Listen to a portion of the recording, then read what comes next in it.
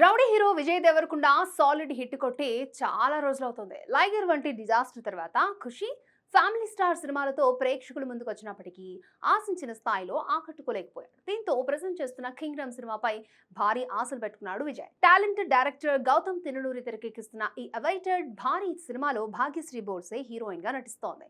సితారా entertainments banner పై సూర్యదేవర నాగవంశీ అత్యంత భారీ స్థాయిలో ఈ ప్రాజెక్ట్ ని నిర్మిస్తున్నారు. ఇప్పటికే చిత్రీకరణ లాస్ట్ స్టేజ్కి వచ్చింది.